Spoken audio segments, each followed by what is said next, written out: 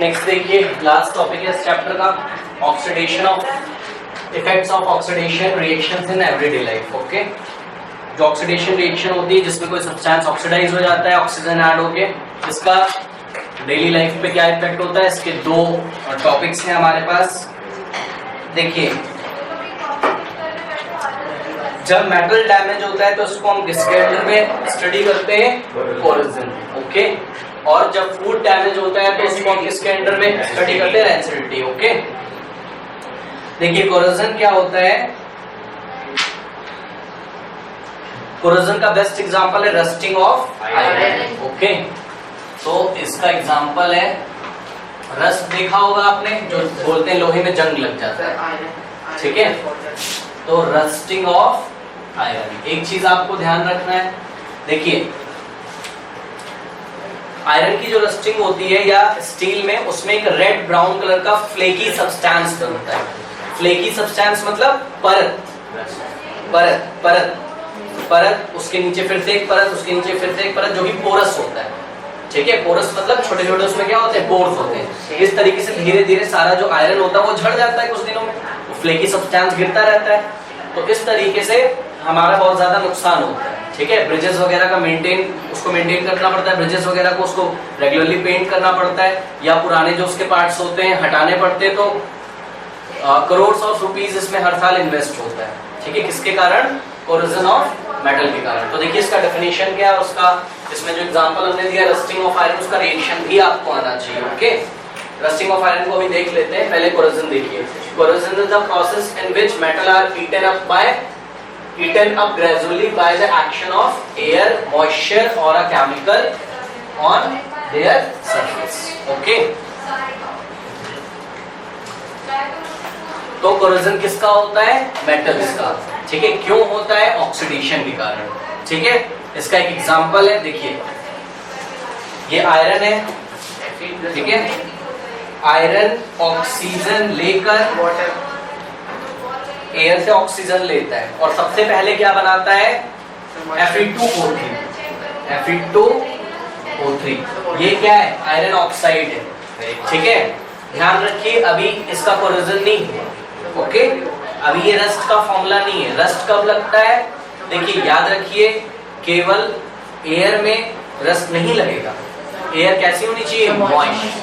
Okay, ध्यान रखिएगा, air कैसी होनी चाहिए, मॉइस्ट। मॉइस्ट एयर होने का मतलब क्या है कि वाटर के ड्रॉपलेट्स वहां पे अवेलेबल होने चाहिए, और ऑब्वियसली वाटर एयर में होता है। तो इस रिएक्शन को हम बनाएंगे। अच्छा, अब ये रस्ट नहीं लगा, ये तो आयरन ऑक्साइड है। ओके, तो Fe plus O2 gives plus air से और वो क्या लेगा, H2O गिव्स। ध्यान दे जरा इधर, Fe2O3 तो बनेगा ही बनेगा, और डॉट लगाएंगे आप, इसमें वाटर के कुछ मॉलिक्यूल्स भी आके लग जाते हैं, तो हम बोलते हैं कि आयरन का ऑक्साइड कैसा हो गया, हाइड्रेटेड। तो उसको आप क्या बोलेंगे, हाइड्रेटेड आयरन ऑक्साइड।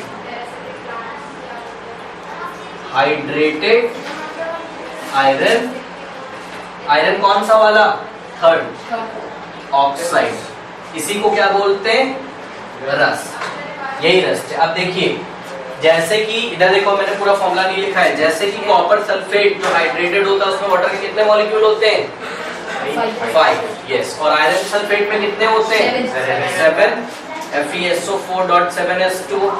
इसी तरीके से जो रस्ट होता है उसमें वाटर के मॉलिक्यूल कुछ होते हैं, लेकिन वो कंफर्म नहीं होते, वो वेरी करते रहते हैं। ओके, डिपेंड करता है कि वाटर का कॉन्सेंट्रेशन क्या एटमॉस्फेयर में। ओके, उसके हिसाब से तो आप यहाँ पे X लिखोगे, we don't know। ओके, तो Fe2O3.XS2। इसको बैलेंस कैसे करेंगे, देखिए, नहीं क्यों लगाएंगे, इसको बैलेंस करिए। इधर देखिए, यहाँ पे 2 है, इधर देखिए इसको कैसे बैलेंस करेंगे। सबसे पहले ये XH2O है, तो यहाँ पे भी क्या लगाएंगे, X। ओके, H2O बैलेंस हो गया है। अब ऑक्सीजन को देखिए, इधर ये X ऑक्सीजन है और इधर ये 3। ठीक है ना,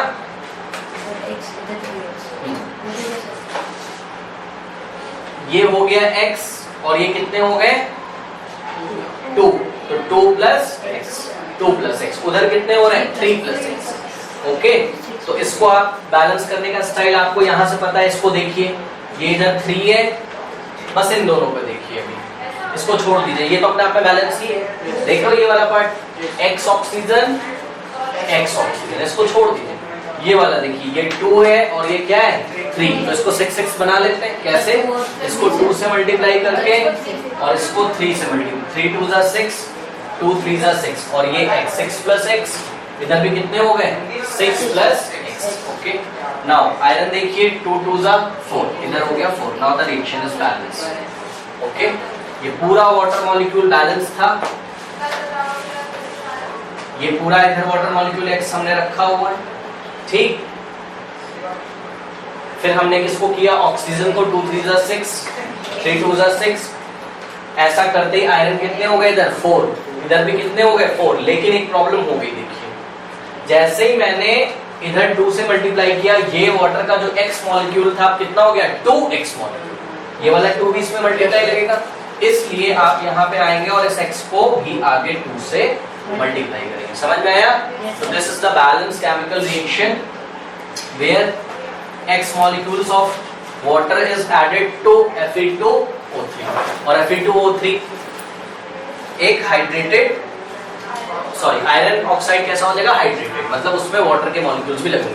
तो याद रखिए, केवल और केवल ड्राई एयर में कोरोजन या रस्टिंग, और रस्टिंग किसकी रस्टिंग, आयरन की रस्टिंग पॉसिबल नहीं है। ड्राई नहीं होना चाहिए, कैसा होना चाहिए मॉइस्ट एयर।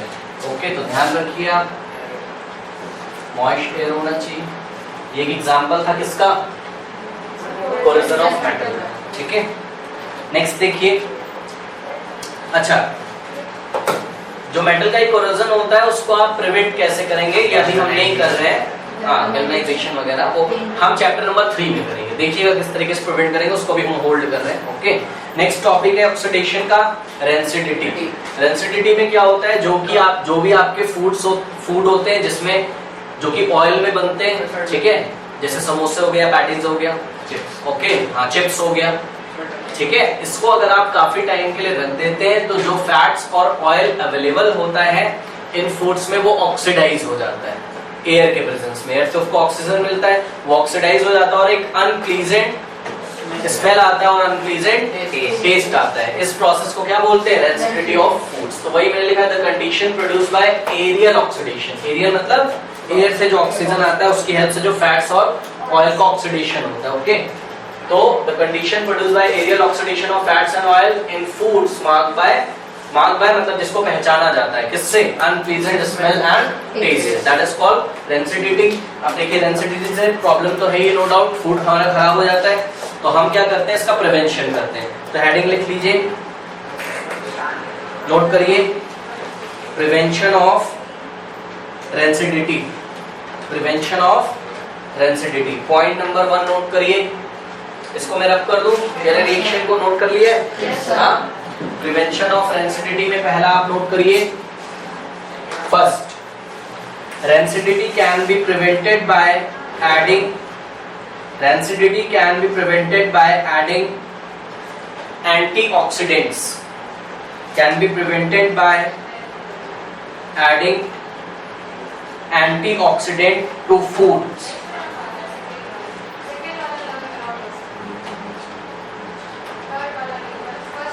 Antioxidants, हाँ भाई, एंटीऑक्सीडेंट्स मींस व्हाट, ये ऑक्सीजन को ऐड नहीं करवाने देते होंगे। मतलब अगर हमारे फूड में ऑक्सीजन ऐड भी हो रहा होगा तो ये उसको रिड्यूस करा देते हैं। रिड्यूस कराने का मतलब है ये क्या होते होंगे, गुड रिड्यूसिंग एजेंट्स। ओके, तो यार समझ रहे हो, ये रहा आपका फूड, ये जब ऑक्सीजन आके इससे लगता होगा, ठीक, अगर आपका फूड ऑक्सीडाइज होने वाला होता होगा तो ये उसको नहीं कराता है। मतलब ये एंटीऑक्सीडेंट्स क्या कराते होंगे, उससे ऑक्सीजन निकलवा लेते, खुद ही ले लेते हैं। तो इसका मतलब ये क्या है, गुड रिड्यूसिंग एजेंट। ओके, तो याद रखिए, antioxidants are good reducing agent. Okay, इसके दो एग्जांपल नोट कर लीजिए। नंबर 1 BHA, ये केमिकल्स हैं आपके पास, BHA and BHT. Okay, what is the full form of BHA? Butylated hydroxy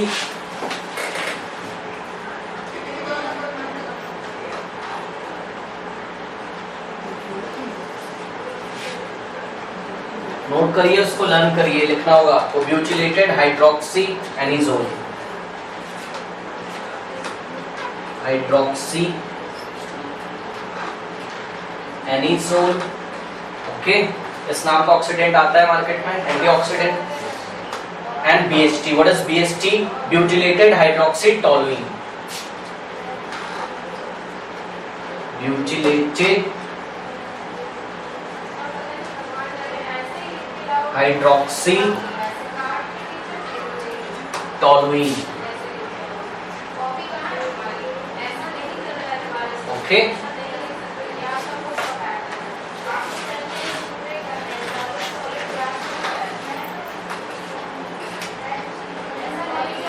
TOLUEN, toluene.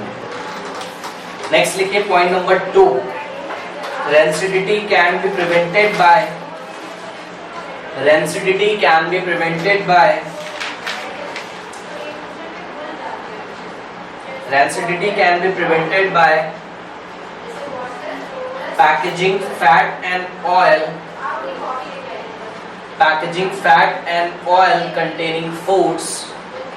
Rancidity can be prevented by packaging fat and oil containing foods in nitrogen gas, in nitrogen gas. ठीक है, ये आपको पता है, जैसे chips वगैरह का जो पैकेट है वो कौन सी गैस उसमें भर देते हैं? नाइट्रोजन. व्हाई? बिकॉज नाइट्रोजन का एक कवरिंग हो जाता है उसके चारों तरफ, तो ऑक्सीजन उसके कांटेक्ट में नहीं आ पाता है. ओके,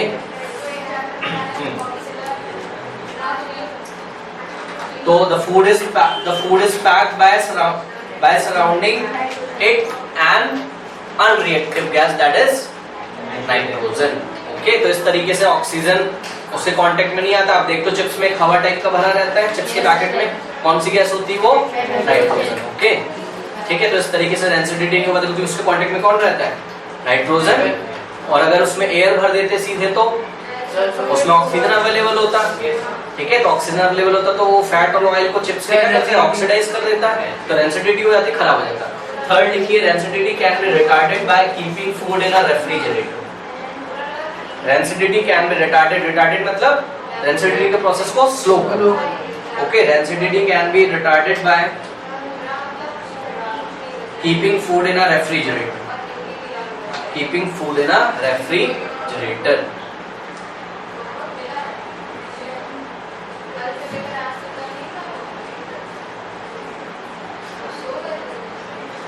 देखिए, रेंसिडिटी होने के लिए एक टेम्परेचर, एक कम से कम रूम टेम्परेचर का होना बहुत जरूरी है. ठीक है, मतलब 25-27 डिग्री सेल्सियस पे हो गई, 30 पे भी हो जाएगा नो डाउट. लेकिन अगर आप टेम्परेचर डाउन कर देंगे तो जो रिएक्शन है वो नहीं होगी, या रिएक्शन जो होगी वो स्लो होगी. तो याद रखिए, जो ऑक्सीडेशन होता है फूड का, मतलब रेंसिडिटी जो होता है, it is dependent on temperature. अगर आप टेम्परेचर कम कर देंगे अपने फूड का, मतलब उसको रेफ्रिजरेटर में रख के, तो ये प्रोसेस रुकेगा तो नहीं, बट हाँ स्लो डाउन हो जाएगा. ओके, नेक्स्ट लिखिए 4th point, rancidity can be retarded bye storing food in air tight containers. Rancidity can be retarded bye storing foods in air tight container. Rancidity can be prevented by storing food in airtight containers.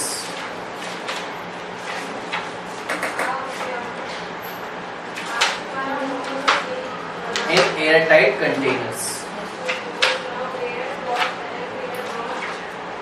Okay. ये समझ में आता होगा आपको, air tight container में रखोगे तो air नहीं आ पाएगा उसमें, और एयर नहीं आ पाएगा मतलब ऑक्सीजन नहीं आ पाएगा. ओके, तो ऑक्सीडाइज नहीं होगा. 5th पॉइंट लिखिए, rancidity can be retarded by storing foods.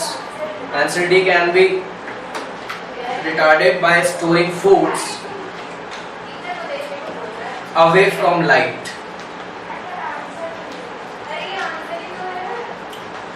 Away from light, light से आप अपने फूड को दूर ही रखें। ओके, ठीक है, तो आप नोट भी कर सकते हैं, in the absence of light, in the absence of light the oxidation of fats and oil becomes slow.